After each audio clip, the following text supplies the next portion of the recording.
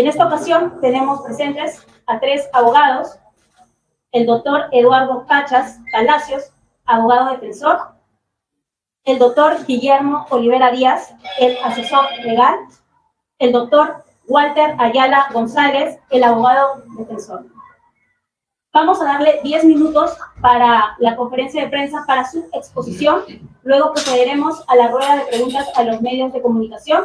Será una pregunta por medio. Les pedimos que sean claros, ordenados y concisos. Vamos a darle la palabra al doctor Walter Ayala González. Muchas gracias a todos. El proceso de vacancia, mejor dicho, el golpe de Estado que dieron a Pedro Castillo el día 7 de diciembre. ¿Por qué se interpone esta demanda? ¿Por qué decimos que ha habido un golpe de Estado contra el presidente Pedro Castillo? Tengo acá el oficio 112, que es emitido por el Congreso de la República. El oficio 112 del año 2022 y 2023 de la Relatoría y Agenda del Congreso de la República, de fecha 27 de febrero del año 2023. ¿Qué dice este oficio? Dice que el día 7 de diciembre del año 2022 no fue debatida ni sostenida a votación la moción de orden del día 4904, materia de la consulta ciudadana. En la moción de orden 4904 era la moción presentada por el congresista Eduardo Málaga, donde pedían la vacancia del presidente Pedro Castillo.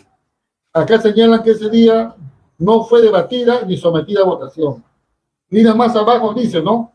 En dicha fecha, o sea, el día 7 de diciembre, en dicha fecha, se debatió y aprobó el proyecto de resolución del Congreso número 001-2022-2023, que declaró la permanente incapacidad moral del presidente de la República, José Pedro Castillo Terrones. ¿Qué significa esto? Que el proyecto de resolución del Congreso, por la cual vacan de manera ilegal el presidente Pedro Castillo, no tuvo el debido proceso. No existió moción de orden del día donde pedía la vacancia del presidente Pedro Castillo. Quiere decir que no se llevó el trámite que regula el artículo 89 del reglamento del Congreso, que indica que para vacar a un presidente de la República se necesita una petición, que es una moción, con más de 26 firmas de los congresistas. Esta debe ser admitida a trámite, debe correr traslado al presidente de la República para que haga su derecho a la defensa. Eso no existió. Tampoco existió moción que haya pasado ese trámite y que haya sido debatida en el pleno del Congreso. Es por eso que decimos que el presidente Pedro Castillo sigue siendo presidente de la República, porque no existió debido proceso en sede parlamentaria, porque no existió una petición formal de vacancia debidamente ingresada por la mesa de partes, debidamente tramitada y debidamente el derecho a la defensa para que el presidente Pedro Castillo se defienda.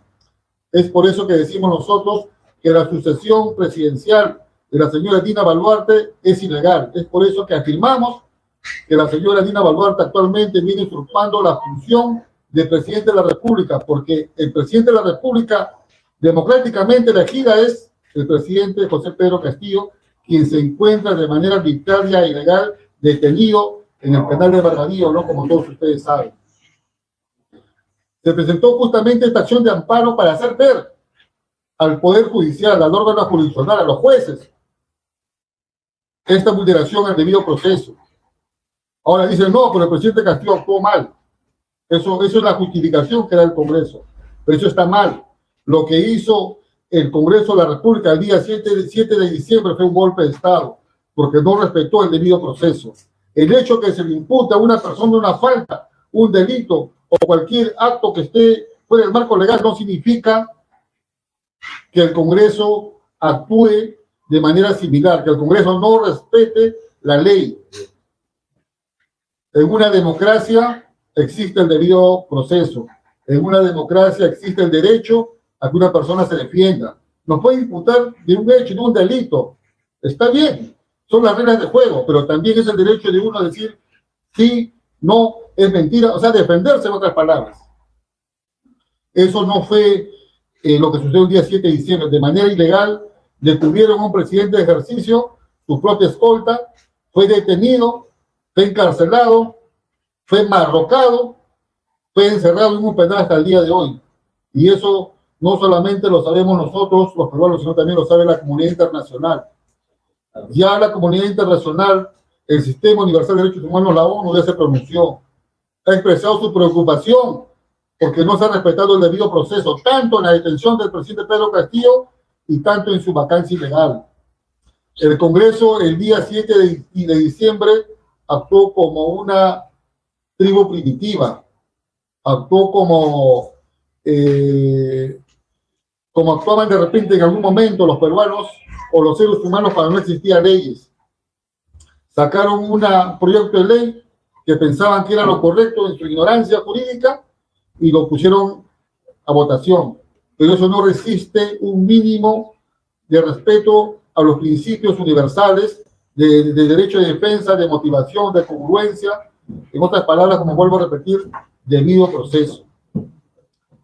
Muchos dicen que no, que el presidente no tenía derecho al debido proceso. Lo dicen de manera ignorante. Lamentablemente, quienes dicen eso son muchos congresistas, en su ignorancia jurídica de repente. Pero un país que no respeta el debido proceso es un país donde no existe democracia. Es por eso que el Poder Judicial tiene un papel muy importante. El Poder Judicial actualmente es el equilibrio. Lamentablemente no encontramos garantía en el Poder Legislativo, en el Parlamento. Tampoco en el Poder Ejecutivo, porque es actualmente representado, ¿no?, por una persona que está usurpando funciones. Es por eso que queda el tercer poder. El tercer poder y también el cuarto poder de la prensa buena.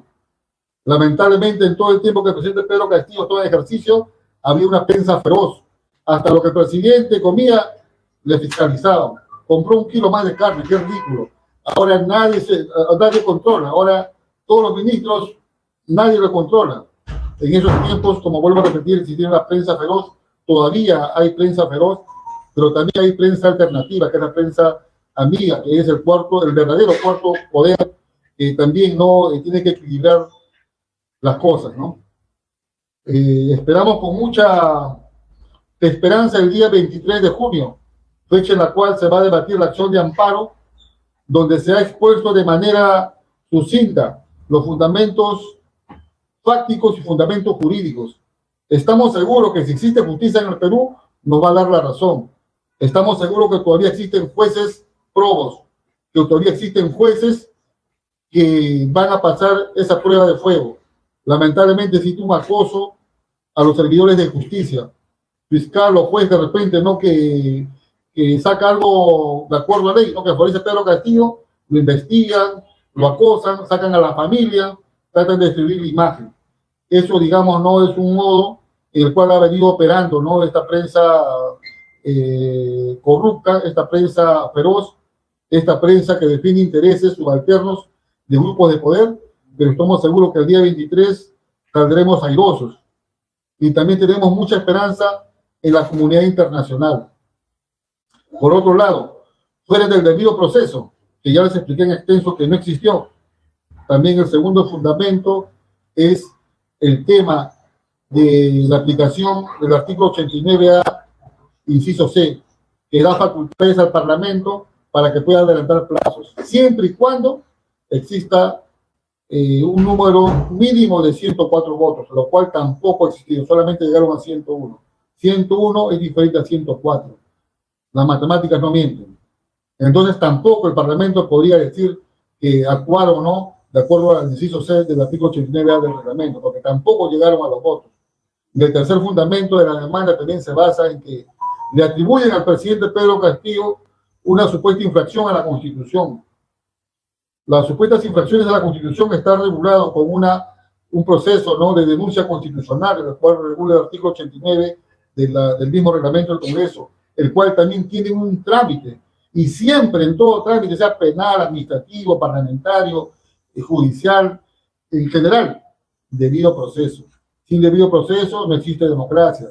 Sin debido proceso las resoluciones son nulas, porque no están amparadas por los principios de legalidad, motivación, interdicción a la arbitrariedad y todo lo demás que son principios universales. No es que acá el Perú lo haya inventado. Esos principios son a nivel mundial porque son fundamentales. Esperamos nuevamente con mucha esperanza el día 23 y voy a dar el pase que a otro colega. Muchas gracias. A continuación le vamos a dar el uso de la palabra al doctor Eduardo Pachas Palacios. Señores de la prensa, ante todo, gracias por su ilustre presencia en este lugar. Agregando en el mismo sentido y las mismas palabras del colega Walter Ayala, es necesario agregar lo siguiente. El presidente Castillo, en la denuncia penal 138-2023, firmada por el propio presidente de la República a nombre propio y en primera persona, se presentó una denuncia penal ante el fiscal de la Fiscalía de Enriquecimiento Ilícito y Denuncias Constitucionales. Apunten, por favor, la denuncia 138-2023. Ese día, por escrito y en primera persona, el presidente Castillo ha detallado, punto por punto, en más de 60 páginas, lo que pasó el día 7 de diciembre a las 11:40 horas y que se vio obligado a leer el discurso. Fue arrinconado, emboscado y con amenazas de muerte a su persona. Que ese día, si no se le suspendía o se le vacaba, se le iba a matar. Y luego a su familia se le iba a detener. El presidente Castillo, como estratega y gran hábil, tomó una decisión de leer ese discurso sabiendo y conociendo, y por escrito lo ha dicho al fiscal en la denuncia 138-2023. El día de hoy yo me he reunido con el fiscal supremo y vengo de esa reunión. Él le ha contado por detalle, punto por punto, amenaza por amenaza, testigo por testigo, denuncia penal que ha puesto en la comisaría. Y dejo en apunte el nombre de la testigo clave, la señora Sila Sánchez Camada, secretaria del Ministerio de Defensa, que denunció públicamente por escrito y ante la prensa en rigor a la periodista Milagros Leiva de Huilas. Declaró ella y presentó su denuncia penal por escrito, señalando y llorando que había sido amenazada y destituida de su cargo por el ministro hoy de Defensa, el señor Jorge Chávez Cresta, que en su haber tiene los 70 muertos que se han referido. Hasta el día de hoy, esta denuncia 138-2023, pese a que he ido más de un mes, pese a que he tenido tres escritos, y pese a que el presidente de la República ha señalado y ha pedido por escrito fecha y hora para rendir su declaración en el penal de Barbadillo ante el juez y fiscal instructor, no se ha hecho. Dejo un apunte también que el fiscal superior o supremo, adjunto supremo, Guamán, fue a verlo al presidente Castillo a increparle una denuncia. Y el presidente Castillo se levantó y con la valentía y coraje y estrategia que él le caracteriza, le increpó y le dijo: ¿dónde están los 100 muertos? Cuando Hildebrand en los 13 le señala que este fiscal Guamán no había hecho ni una sola pericia, no había ordenado detener a ninguna persona, ni había tomado la declaración a la señora Dina Boluarte.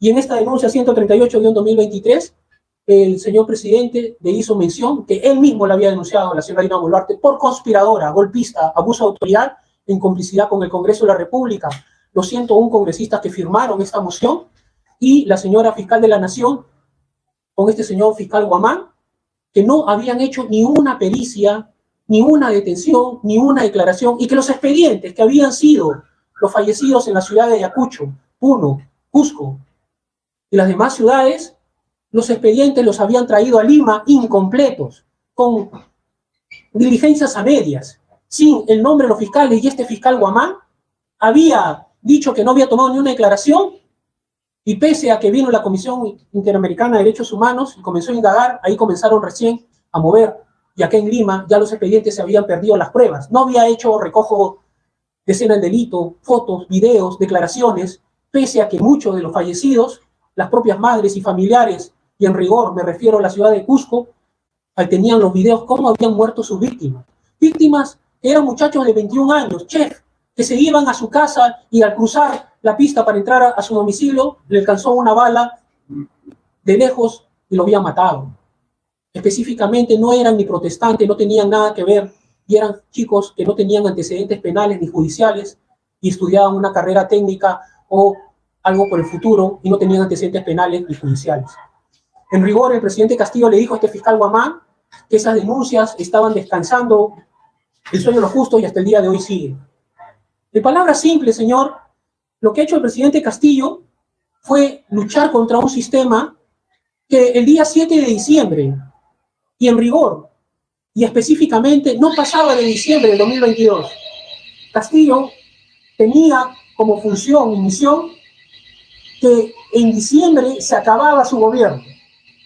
El presidente Castillo en la denuncia 138-2023 ha denunciado detalle por detalle el hecho, cómo es que ha sucedido el 7 de diciembre y la forma y circunstancias que, sabiendo y conociendo que no se iba a lograr un golpe de Estado, es que el presidente Castillo toma esta decisión por estrategia jurídica de leer ese discurso sabiendo y conociendo que desde las 6 de la mañana y por obra y gracia del señor general Chávez Cresta, hoy ministro de Defensa, ya tenían un plan para acabar definitivamente con el gobierno del señor Pedro Castillo.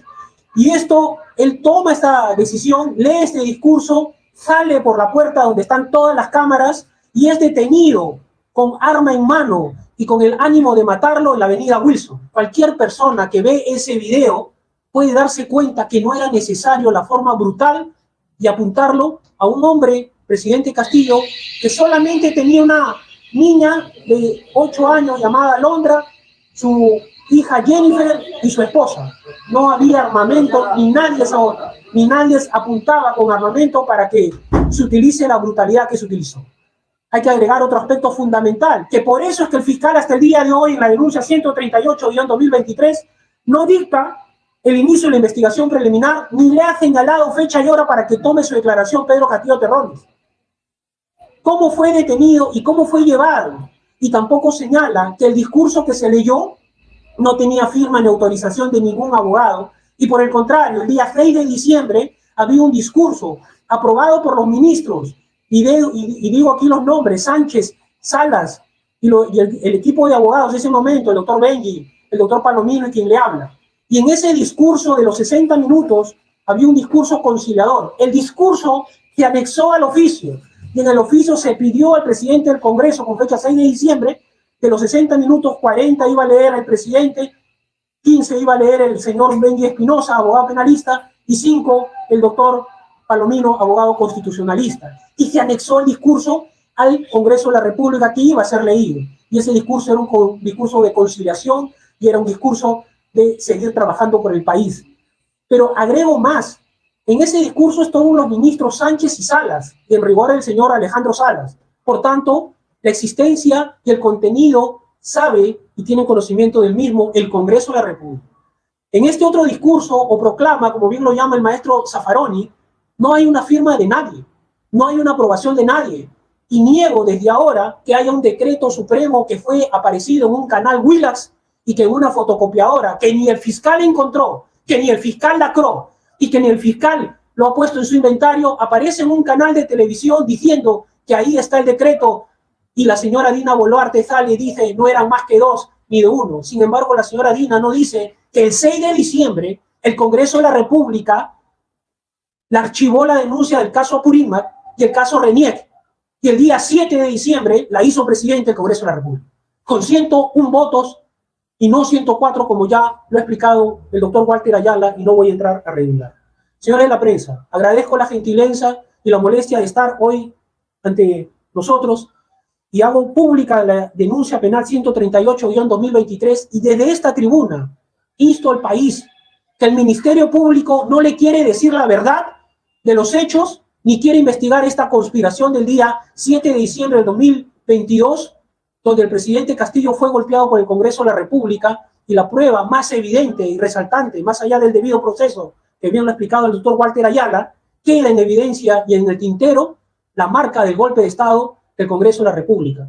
Si bien es cierto, no hay debido proceso, pero más cierto es que nadie en esta sala podrá decir que 101 es igual a 104. Sin embargo, el Congreso de la República se filmó, se tomó un selfie, se festejó, sacó la bandera y le dijo a todo el Perú y al mundo que las matemáticas habían cambiado.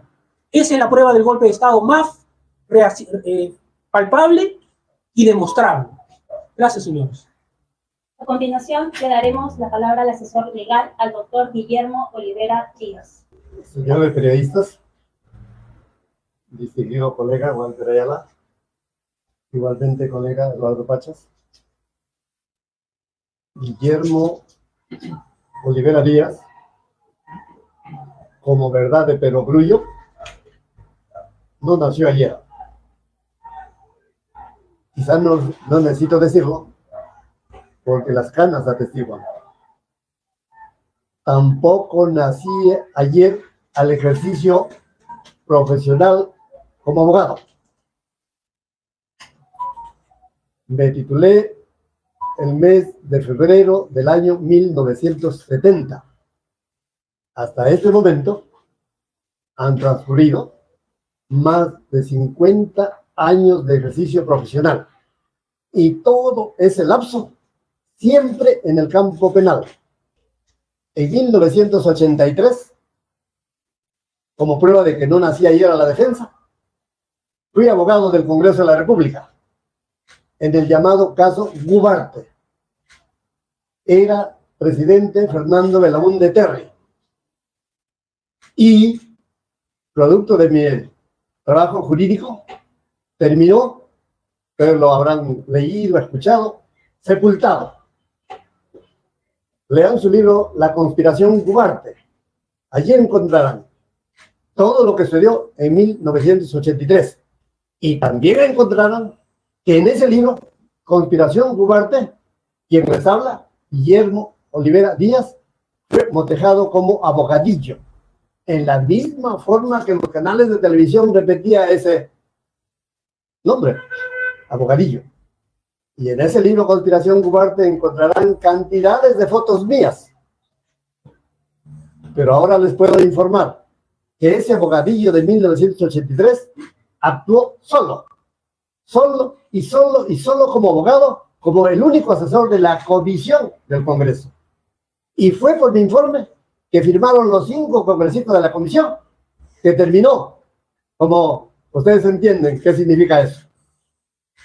En 1987 ya era abogado Alan García Pérez, y también el Congreso me contrató, específicamente el presidente de la Cámara de Diputados, Héctor Vargas Aya. Allí se presentó denuncia constitucional contra 5 jueces supremos que absolvieron a un narcotraficante, Persile Sánchez Paredes. Gracias también al trabajo de asesoría que yo desplegué, y en mi calidad, de nuevo, de asesor único de la comisión que se encargó de este antejuicio. Llega 1992. Era presidente Alberto Fujimori. Me encontraba en la Universidad de Sevilla, España. Fui llamado por encargo de Alan García Pérez, que acababa de terminar su mandato en 1990. Vine al Perú, voy a decir un poco empíricamente, con la mía, y me reuní el siguiente día que llegué con Alan García Pérez en su casa en Chacarilla, y asumí la defensa. Al siguiente día se me designó por escrito, por supuesto con la firma de Alan García Pérez, como su abogado para el antejuicio que se estaba iniciando en 1992. Desventurosamente, esa relación profesional se truncó por el gambito de Alan García Pérez. Y lo voy a decir con mucha precisión. El honorario que convenimos fue $600,000, y el día que me quiso pagar, lo quiso hacer en la forma diminuta de 60,000. Le dejé los 6 fajos de billetes en su mesa. Le dije que coja su dinero, me retiré sin darle la mano, y nunca más lo vi hasta que se ha matado. Eso es 1992. Llega 1990. De nuevo me contrata el Congreso para el famoso caso Curi. Caso Curi. Fui el único abogado que hizo el trabajo jurídico. Específicamente, recibí la llamada del congresista César Acuña Peralta, comparecí a su oficina del Congreso, sin pensarlo 2 veces, me encargó el trabajo y yo lo acepté, e hice inmediatamente lo que corresponde a un abogado. Lo presenté por escrito, lo que yo proyecté, y tenía ese escrito 43 páginas. Se firmó como corresponde firmar, porque el abogado no es el que dictamina, es la comisión la que dictamina, y se debatió ese trabajo el 27 de octubre del año 2000 en la comisión permanente. Esta comisión permanente aprobó el trabajo que yo hice por 19 votos contra 0. El 0 fue, por favor, la puerta, para el dictamen en mayoría. Déjenla abierta, por favor. Déjenla abierta la puerta. El 0 fue para el dictamen en mayoría. Ese dictamen en mayoría nunca vi quién lo hizo, pero el run era en los estados congresales, que fue autor José Ugaz Sánchez Moreno. ¿Qué coincidencia? Le estoy hablando del 27 de octubre del 2000, en que su dictamen perdió. Pero el 2 de noviembre apareció formalmente designado por Alberto Fujimori como abogado del caso. A mí, por supuesto, se me dejó de lado, ¿no? Pero el trabajo que yo hice se aprobó 27 votos a 0, perdón, sí, 19 votos a 0, el 27 de octubre del año 2000. Al día siguiente se fugó del país en el yate Carisma, ya ustedes saben quién, Vladimiro Montesinos Torres. A la semana, creo, los primeros días de noviembre, cayó Marta Hildebrand como presidente del Congreso en virtud de que se había aprobado un trabajo de minoría en contra de la mayoría fujimorista. Asumió la presidencia del Congreso don Valentín Paniagua, y él, en la comisión permanente, el presidente del Congreso preside la comisión permanente, logró desarchivar el trabajo que venía realizándose por mí, por la comisión respectiva, pero el día 27 de octubre había un negociado bajo mesa. Fueron los negociantes, un abogado congresista del fujimorismo y César Acuña.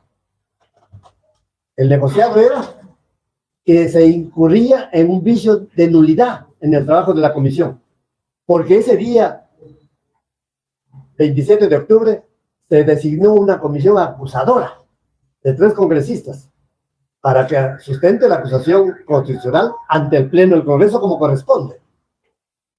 Pero yo les dije a César Acuña en primer lugar, es que no se puede dictar una comisión acusadora si es que el dictamen que habíamos aprobado era solo para declarar la procedencia de la denuncia constitucional.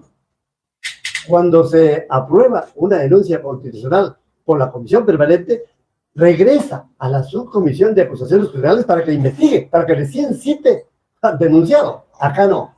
Acá la comisión permanente aprobó el dictamen de procedencia sin haber investigado la subcomisión de acusaciones criminales y nombró comisión acusadora. Denuncié eso por escrito. Por eso es que don Valentín Paniagua leyó mi queja escrita en la comisión permanente y regresaron las cosas a foja cero y recién comenzó el trabajo de subcomisión de acusaciones criminales y terminó aprobándose la comisión permanente en el Pleno del Congreso, por supuesto en la Fiscalía de la Nación, por supuesto en el que ahora se llama Juez de Investigación Preparatoria, y finalmente condena 1, 2 y 3 respecto de todos los protagonistas que ustedes saben y que aquí aparecen en el libro. Caso Curi, Fujimori y Montesinos, los 3 condenados, gracias al trabajo jurídico de Guillermo Rivera Díaz. Por eso es que les decía, no nací ayer a los casos penales. Eso fue el 2000. El 2021 fui convocado por Aníbal Torres Vázquez para que asistiera jurídicamente a don Pedro Castillo Terrones. Esto es lo que me interesa que sea conocido. Claro que me fui el 14 de junio, me propuso don Pedro la defensa relativa a la nulidad por presunto fraude electoral que había planteado Keiko Fujimori Iguchi, y que lo anunció el 9 de junio de ese año 2021. Y dijo, mañana estamos presentando 802 nulidades, y mañana es 10 de junio de 2021. Y ese mañana no fueron solo 802, sino que hasta el 13 llegaron a ser 1.139 causas de nulidad por presunto fraude electoral. Pedro Castillo me encarga muy escuetamente, sucintamente este cometido, yo le acepto. Muy bien, y comienzo a trabajar. Se entiende el 14, el 15, el 16.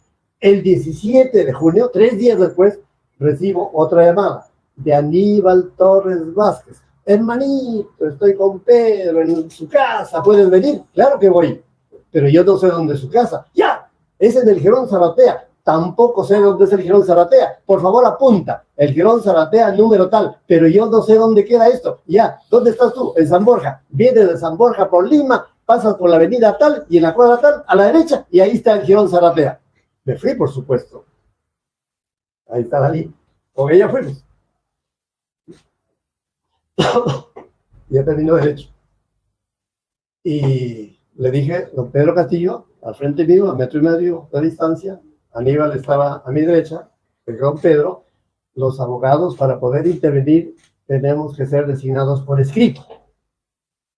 Yo me dirigí a don Pedro Castillo y le dije, aquí se encuentra Ana María Córdoba, la personera nacional del Partido Político Perú Libre, que es la única que se encarga de designar a todos los abogados de la defensa en los casos que giran ante los jurados electorales especiales del país y en apelación ante el Jurado Nacional de Elecciones. Les confieso que habré hablado 10 segundos, 12, 13, 14, 15, ¿qué importa el guarismo? Y antes que conteste don Pedro, antes que conteste algo Ana María Córdoba, Aníbal Torres Vázquez medio se sobreparó y dijo, no te vamos a designar, porque habemos muchos abogados. Además, tú eres penalista. Me motejó de penalista sin advertir que el presunto fraude electoral es un tema de derecho penal y no de derecho civil que él dominaba. Por fin, nunca más lo vi a Aníbal Torres Vázquez. Hasta ahorita, nunca más. De paso, no lo quiero ver. El 22 de junio, yo ya no trabajaba con nadie, pero seguía estudiando. Yo soy muy apasionado al estudio. Pero Eduardo no lo sabe. Vamos al tema, creo, ¿no? Sí. Sí. Ya. Entonces, el 22 de junio, convoqué una conferencia de prensa para volcar todo lo que yo había estudiado. Estudié, dije todo lo que dije acá mismo, y en virtud de todas las razones jurídicas que escribí, el Jurado Nacional de Elecciones devolvió todas las causas a los jurados electorales especiales del país. Por lo tanto, perdió Keiko, ganó Pedro. Después asumió la presidencia. Llega a presidente de la República y un día me llama Vladimir Cerrón Rojas y me dice, acabo de conversar con el sombrero, se ríe, Pedro, y me encarga que le diga que para el trabajo que estábamos tratando, converse con Aníbal Torres Vázquez. Le he contestado que no, y por lo tanto no se produjo esa relación. Pero aquí viene lo último. El 7 de diciembre, ya ustedes han escuchado al colega Walter Ayala, fue detenido. Yo voy a decirles, fue detenido sin encontrarse en flagrancia. Fue detenido sin mandato judicial. Fue detenido por un policía, o por varios policías. Una metralleta que se ve que apunta al interior del vehículo. Y fue detenido sin encontrarse en lo que la Constitución permite, la detención a la policía sin mandato judicial, sin flagrante delito. Entonces, si se lo detiene sin mandato judicial en un flagrante hecho que no es delito, se está haciendo una detención policial inconstitucional, ilegal y delictiva. Así. Y luego ha seguido todo lo que ustedes saben. Y esto es importante, miren que lo subraye, porque esa detención fue a la 1:42 de la tarde. 1:42 de la tarde del 7 de diciembre. ¿Por qué relievo esto? Porque la votación a la que ha hecho reseña Walter Ayala, la del Congreso, que inflige la vacancia, entre comillas, el último voto fue a la 1:59 de la tarde, es decir, el voto 101. Y la detención ya estaba detenido desde la 1:42. Y ese voto 101 a la 1:59 dice que produce el resultado de vacancia. No, señores. lo ha dicho el colega Walter Ayala, está escrito en su demanda, justamente la demanda que se va a ventilar este 23 de junio, para que haya una vacancia válida, con arreglo a la Constitución y al reglamento del Congreso, tiene que plantearse con una moción de orden del día por escrito. Esa moción de orden del día que pide la vacancia, lo ha dicho Walter, tiene que tener el mínimo de 26 firmas, lo que significa que no hay pedido de vacancia oral. Tiene que ser escrita con las razones de hecho y de derecho y la prueba correspondiente y con la firma de 26 congresistas, y en el 7 de diciembre no hubo ese paso que se llama moción de orden del día pidiendo vacancia. Cuando se plantea este documento que se llama moción, llamémosle solicitando vacancia, se da cuenta al Pleno. El Pleno del Congreso debate este pedido de vacancia, esta moción de orden del día, y después del debate se vota y tiene que haber un mínimo de 52 votos para declarar admitida a trámite esta moción. El 7 de diciembre ha habido esta sesión que admite ese pedido de vacancia. No, porque nunca ha habido sesión para admitir la moción, porque nunca hubo la moción. Pero ahí viene lo que ustedes han escuchado de Walter Ayala. El artículo 89A, inciso C, del reglamento del Congreso, dice que cuando haya que señalar una vacancia para ser debatida y votada antes del tercero día, y no después del 10º, antes del tercer día, hay menester de que lo acuerde el Pleno del Congreso. El Pleno del Congreso, no el presidente del Congreso, no la Junta Directiva del Congreso, no la Junta de Portavoces. El Pleno del Congreso puede señalar una sesión antes del tercer día.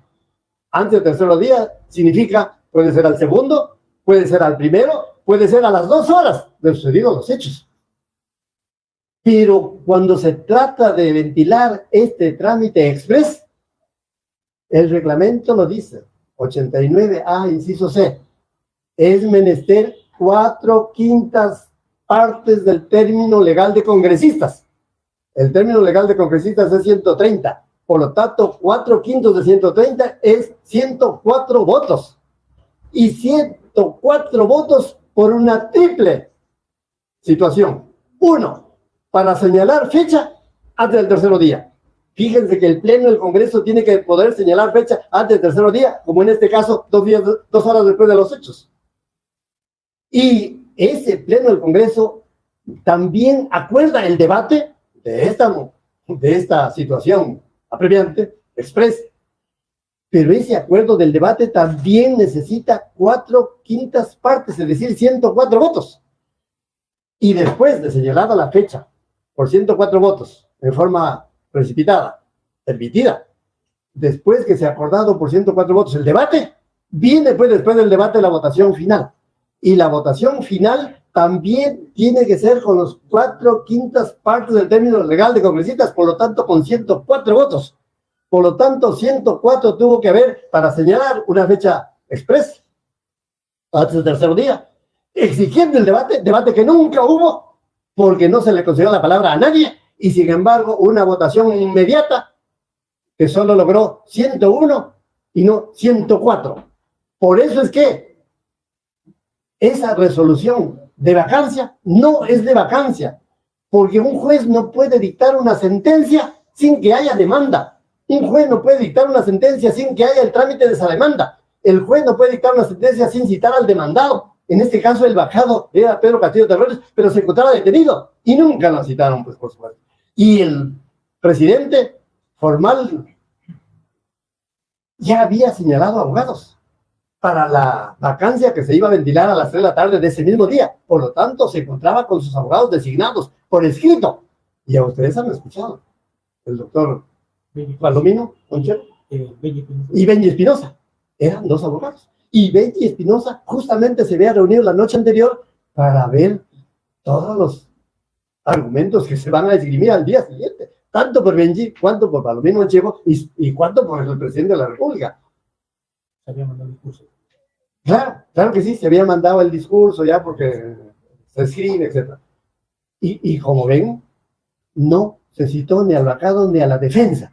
¿Pero qué significa esto? Por favor, en términos de derecho. Por eso es que se ha planteado por Walter la demanda de amparo. Demanda de amparo, ustedes han escuchado, por violación del debido proceso, por no haber seguido todos estos pasos, que no lo quiere Walter Ayala como demandante, que no lo querría Eduardo Páez como también abogado de Pedro Castillo, tampoco ahora asesor legal Guillermo Olivera Díaz. No, tiene que haber los pasos que el ordenamiento jurídico lo prevé, y está en la Constitución Política, artículo 113, inciso 2. La Presidencia de la República abaca, inciso 2, por permanente incapacidad moral declarada por el Congreso. ¿Y cómo la declara el Congreso, la permanente incapacidad moral, y declara vacante la presidencia? ¿Cómo? ¿Cómo se le ocurre al presidente del Congreso? ¿Cómo se le ocurre a la Junta Directiva? ¿Cómo se le ocurre a la Junta de Portavoces? No, señores. Cuando la Constitución Política dice declarada por el Congreso para declarar una vacancia tiene que aplicar la normatividad que existe para ese asunto. Y para ese asunto existe un código normativo que se llama Reglamento del Congreso. El Reglamento del Congreso, que tiene fundamento constitucional, es decir, asidero constitucional. Lean, por favor, el artículo 94 de la Constitución Política y dice: el Congreso elabora, aprueba su reglamento. ¿Para qué? Para su funcionamiento. No puede funcionar como les viene en gana, no. Las funciones públicas de un congresista y de todo el Congreso tienen que estar establecidas en la ley. En este caso, en la Constitución y en el reglamento que les estoy diciendo. Además, por el principio de legalidad procesal, ojo, por el principio de legalidad procesal, que se encuentra regulado en el artículo 138 de la Constitución Política, que dice así: la potestad de administrar justicia, ojo, de administrar justicia, emana del pueblo y se ejerce por el Poder Judicial, conforme a la Constitución y a las leyes. ¿Sí? Conforme a la Constitución, ese es el principio de la legalidad procesal. Pero ese artículo del 138 está en el nombre, pero Poder Judicial. Pero ya lo ha escuchado el doctor Walter Ayala. El debido proceso no solo es para los jueces, el debido proceso es para los fiscales, el debido proceso es para la sede administrativa, el debido proceso es también para la sede parlamentaria, es decir, para el Congreso, porque el reglamento del Congreso al que me he referido establece en forma clara, meridiana, cuál es la tramitación que se debe seguir cuando se trata de vacar a un presidente. He ahí el artículo 89A, porque es diferente el artículo 89 sin la A para el trámite de la denuncia constitucional y su consiguiente acusación del Congreso. Aquí no había un trámite de denuncia constitucional, aquí no iba a verse la acusación constitucional con resolución final del Congreso de contenido penal, no, aquí va a haber otro tipo de trámite que se llama vacancia. Pero si no hubo moción, si no hubo admisión, si no hubo acuerdo de 4/5 para el debate, si no hubo acuerdo de debate obligatorio que lo ordena el 89AC, y no hubo el debate final en la forma establecida por el reglamento, porque el reglamento establece 104, entonces, ¿qué es lo que hizo el Congreso? Yo lo voy a decir con dureza, colega Walter Ayala. Lo que hubo fue una farsa. Una farsa. Una farsa. Porque ese Congreso se encuentra asesorado por una gavilla de sofistas. Ese Congreso, Eduardo, se encuentra asesorado por una gavilla de sofistas. Expertos en paralogismos. Esos son los que le han soplado al oído a un presidente del Congreso cómo debe hacer esto que hizo el 7 de diciembre. Y lo acaba de medio confesar Óscar Urbiola Anil. Recién me llega la oportunidad de explicar cómo esto debió ser y fue así. Le faltó decir porque yo lo aconsejé, porque jamás que pueda intentarlo José William Zapata, ¿no? Porque él es experto en gatillar las armas, ¿no? En Acomar, en el Cutis, en Chavín de Guantar, pero menos hacer lo que hizo. Y Walter lo ha leído en otras ocasiones.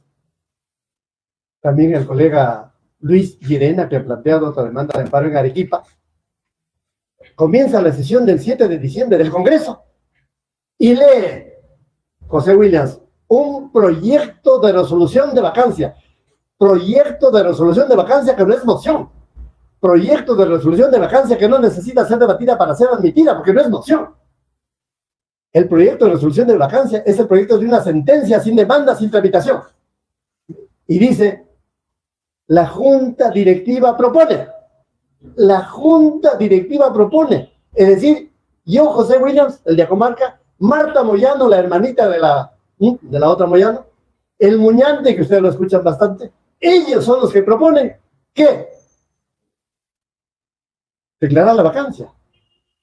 Pero el doctor Walter Ayala, en su demanda, ha puesto la resolución esta que aprueba, entre comillas, la vacancia, y la primera línea dice: por pretender disolver el Congreso. Eso dice la resolución, Walter, de vacancia, entre comillas, por pretender disolver el Congreso.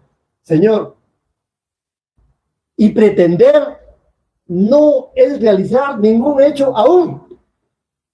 Pretender es solo aspirar a algo.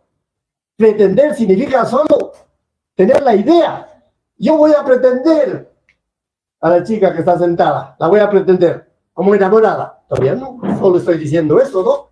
Fíjese, eso es lo que dice la resolución del Congreso, que lo bajan por pretender disolver el Congreso, porque justamente lo bajan porque estaba funcionando el Congreso. Por lo tanto, esa pretensión fue irrealizable. ¿Y por qué irrealizable?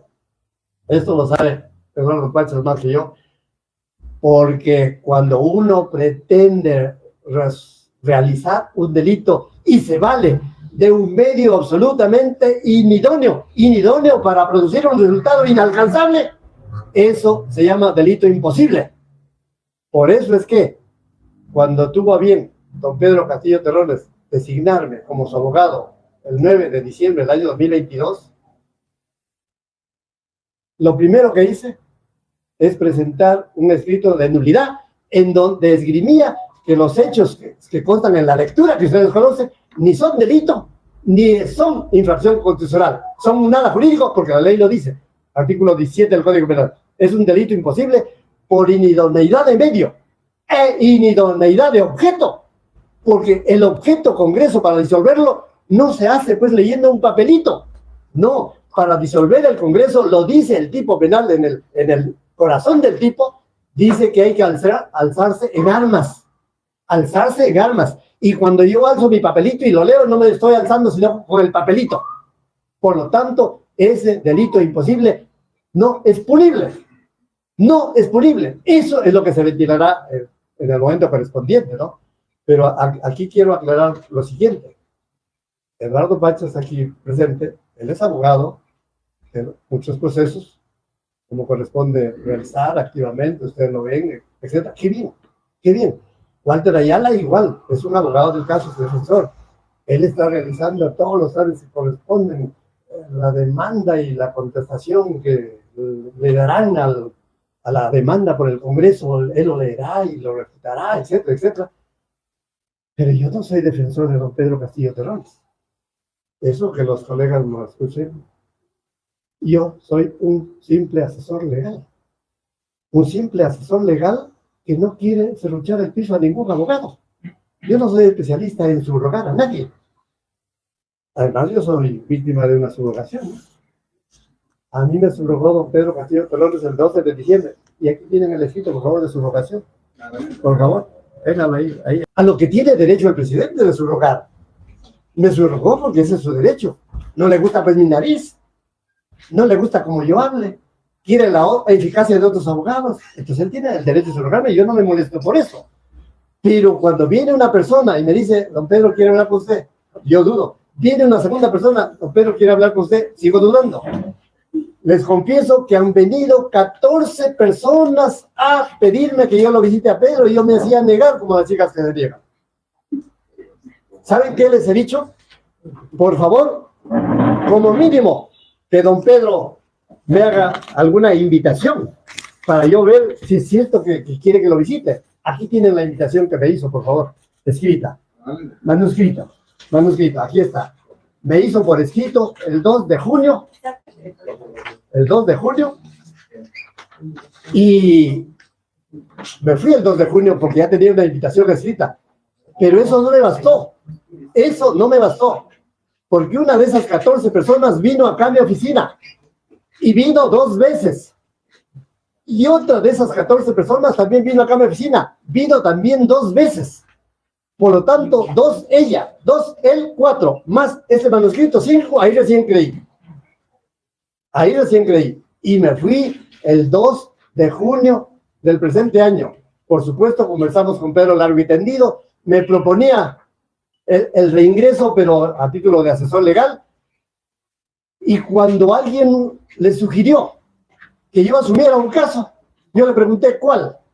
Me dijo, fíjese, ¿qué le parece si usted se encarga del proceso que se llama rebelión, conspiración a rebelión, abuso de autoridad y contra la paz pública? Porque así está la resolución del Congreso IRRITA, que por ahí existe, le llaman suspensión de la prerrogativa del antejuicio.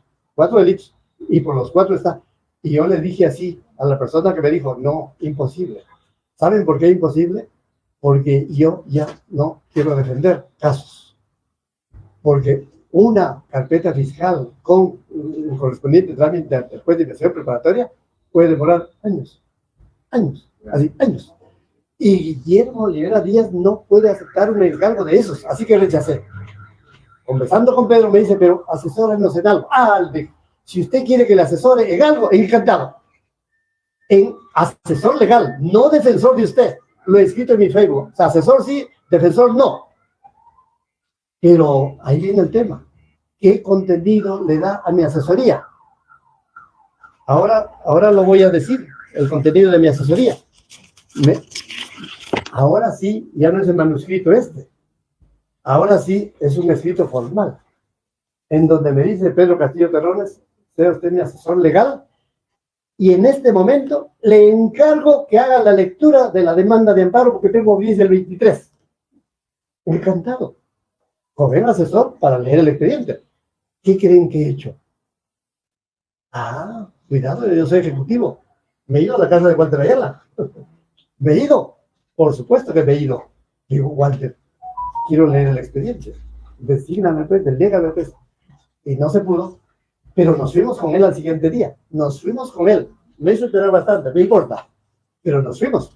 Y yo me quedé leyendo el expediente. ¡Qué bien! Allí, Walter, recién me entero que esta demanda de amparo fue lanzada para ser notificada el 30 de mayo. Hoy es 12. El 30 de mayo está ahí en donde se le encarga la notificación. Lo encarga la sala.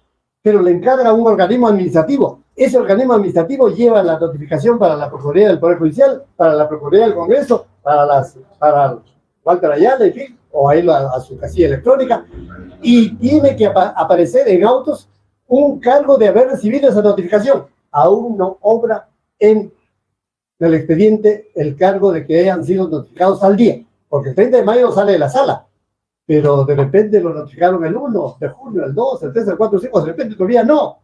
¿Y qué importancia tiene esto? Porque el Código Procesal Constitucional dice que esa demanda notificada tiene que ser contestada y da 10 días hábiles, 10 días hábiles para ser contestada. Y yo quería irme a ver el expediente para ver si ya estaba la contestación. Nos fuimos con Walter y todavía no hay la contestación. Y créanme que me quisiera ir todos los días, pagando mi taxi, para tener en mis manos el escrito de contestación del Congreso a la demanda de Walter Ayala.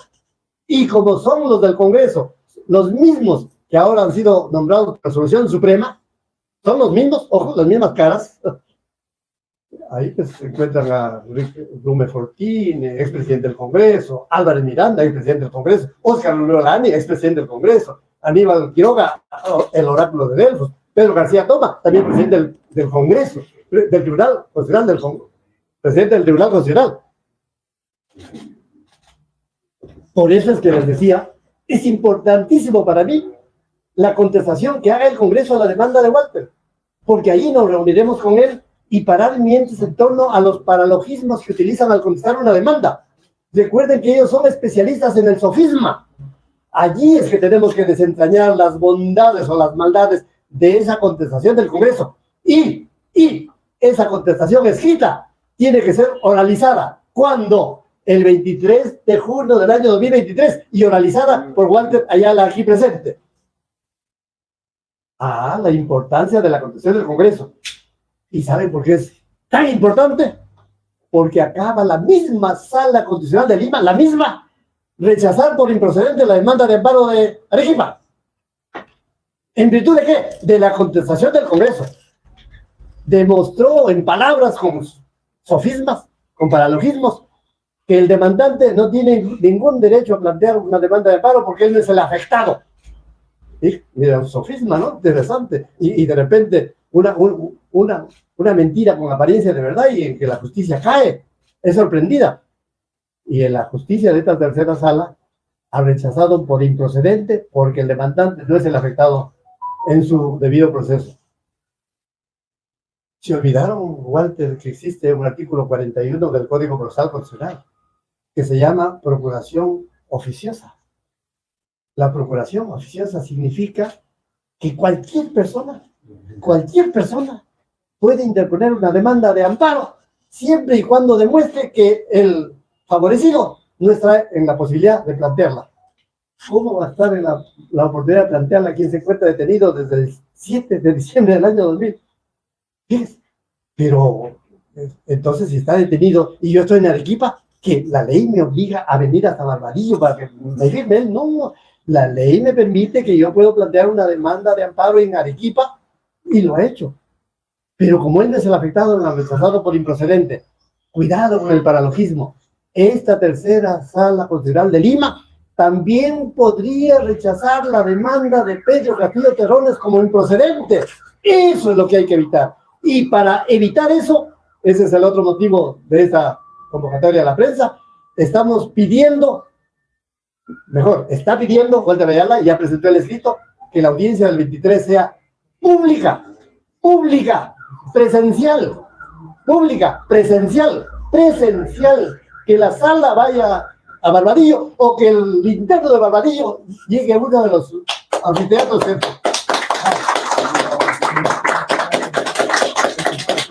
¿Y creen que esto se me ocurre? No, señores, estos son los paralogismos. Lean el artículo 139, inciso 4 de la Constitución Política. Dice que el Estado garantiza la publicidad en los procesos. La publicidad en los procesos en general. Y este es un mandato constitucional que no lo puede enervar el Consejo Ejecutivo del Poder Judicial. Jamás no se enerva un mandato constitucional por una resolución administrativa como la del Consejo Ejecutivo del Poder Judicial. Además, ese mismo artículo 133, inciso 4, dice que cuando se trata de derechos fundamentales, ojo, que cuando se trata de derechos fundamentales, como es el debido proceso, como es un principio general hasta integral, el principio de la legalidad procesal, siempre los juicios serán públicos, siempre, así lo dice, por favor, el artículo 134, que cuando se trata de la violación de derechos fundamentales, como el de Pedro Castillo, siempre serán públicos. Pido a la prensa que exija, que someta a debate esta doble definición que hace un precepto constitucional, que todos los procesos deben ser públicos y cuando se trata de la violación de derechos fundamentales siempre serán públicos y no son públicos si es con audiencia virtual. ¿Por qué no son públicos? Porque Guillermo Olivera Díaz tiene 50 y tantos años de abogado, pero yo acaso sea adivino para saber en qué Google Meet, en qué plataforma, en qué link se está transmitiendo la audiencia al 23. El perico de los palotes que se encuentra en la calle, que no tiene celular, ¿cómo va a ver la audiencia pública si no tiene celular? Y el que se encuentra en Puno a 4.800 sobre el nivel del mar, que no tienen internet, entonces jamás podrá entrar, aunque la Constitución le diga son públicos, pero no puede entrar. Esa es la corruptela de la virtualidad que hay que ponerle coto, exigiendo que el Consejo Ejecutivo del Poder Judicial derogue, elimine, suprima la virtualidad como corruptela para los juicios penales y exija que todas las audiencias sean presenciales como lo están siendo en otras salas del país. Y la pandemia ya no existe, señores. Esa audiencia virtual fue con motivo de la pandemia. La pandemia hace tiempo que la Organización Mundial de la Salud dijo ya no existe. Y el propio gobierno peruano, ¿acaso dice pónganse ya la mascarilla? No, señor, aquí estamos todos sin mascarilla, sin ningún temor a que Guillermo Olivera los contagie. 4 veces yo he ido el año pasado a Europa, 4. 360 pasajeros en un mastodonte. Miren lo que es 360 respirando dentro del avión. Ida 12 horas, vuelta 12 horas. Es decir, 24 horas por cada viaje, lo he hecho 4 y no me he contagiado nunca. Tengo un buen sistema inmunológico, ¿no? Por eso es que, señores, audiencia presencial el 23 y no virtual. Pero ayúdenos con la prensa a difundir esto. Presionemos al Poder Judicial que no siga con esta corruptela de la virtualidad, porque se presta a lo peor. Se presta a que el presidente, con un dedito, le corte la palabra a don Pedro Castillo Terrones. Con un dedito, que le diga a don Walter Ayala, ya terminó su tiempo. En cambio, con audiencia presencial, uno tiene derecho a chistar y a rechistar de ser el caso. Y como yo lo hago a veces, lo hago a veces así. Como lo he hecho en algunos jueces que no quieren empezar la audiencia, lo hago así y empieza con el acto.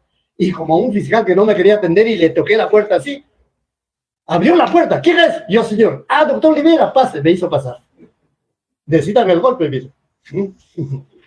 Así que, señores de la prensa, gracias por haberme escuchado. Mil disculpas al colega Walter por haberme extendido. Mil disculpas, Eduardo. Valga en verdad, Eduardo, es la segunda oportunidad que está acá en este estudio. A Wilfredo sí, no lo he tenido antes, tampoco a Walter, pero ahora lo habrán leído en mi Facebook. Lo que buscamos es la unidad defensiva. Por el bien del país. Por el bien del país. Y contra la corrupción. Y en defensa del derecho objetivo. El que se encuentra vigente y que nos debe elegir y que los jueces están obligados a aplicar. Gracias. Aquí tenemos